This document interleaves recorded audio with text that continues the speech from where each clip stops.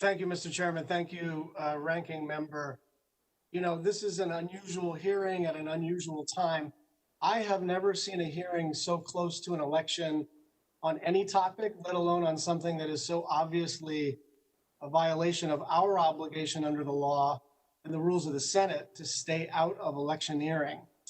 We never do this, and there is a very good reason that we don't haul people before us to yell at them for not doing our bidding during an election. It is a misuse of taxpayer dollars. What's happening here is a scar on this committee and the United States Senate.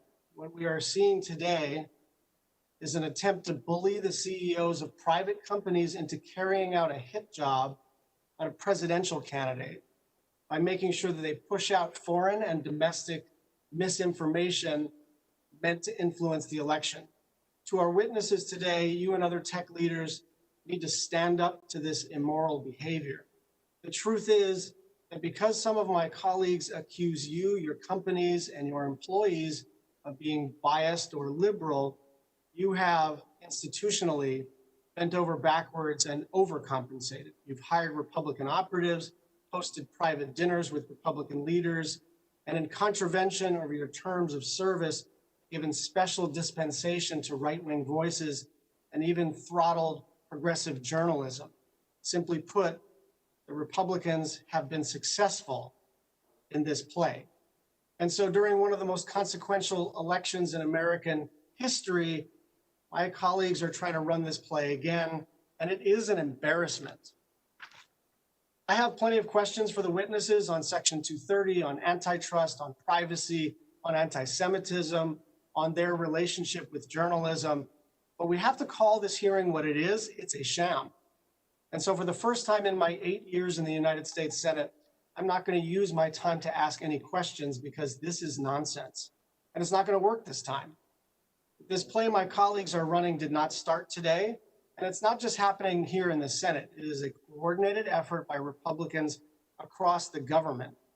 Last May, President Trump issued an executive order designed to narrow the protections of Section 230 to discourage platforms from engaging in content moderation on their own sites.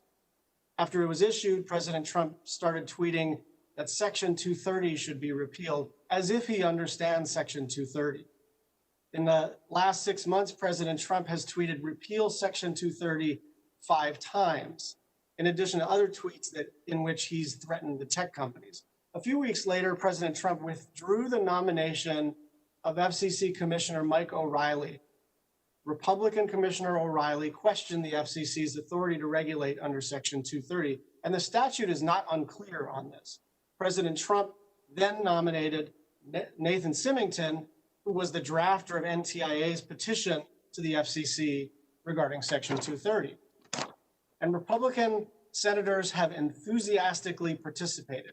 Since June of this year, 6 Republican-only bills have been introduced, all of which threaten platforms' ability to moderate content on their site.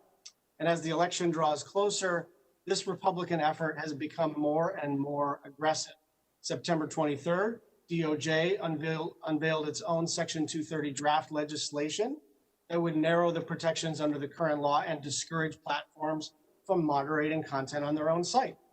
September 14th and October 1st, respectively, Senators Hawley and Kennedy tried to pass their Republican-only Section 230 bills via live unanimous consent. Now, what that means is they went down to the floor and without a legislative hearing, without any input from Democrats at all, they tried to pass something so foundational to the internet unanimously without any discussion and any debate.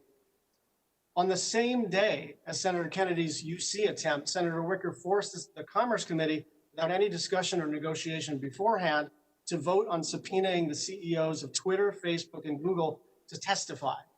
That's why we're here today. 2 weeks later, on October 14th, Justice Clarence Thomas, on his own, issued a statement that appeared to support the narrowing of the court's interpretation on Section 230.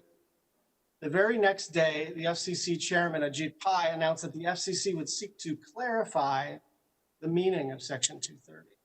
On that day, Senator Graham announced that the Judiciary Committee would vote to subpoena the tech companies over the content moderation. And the context of this, in addition to everything, is that Senator Cruz is on Maria Bartiromo talking about a blockbuster story from the New York Post. Senator Hawley is on Fox and on the Senate floor. And the Commerce Committee itself is tweeting out a campaign-style video that sort of alarmingly says Hunter Biden's emails, tech censorship.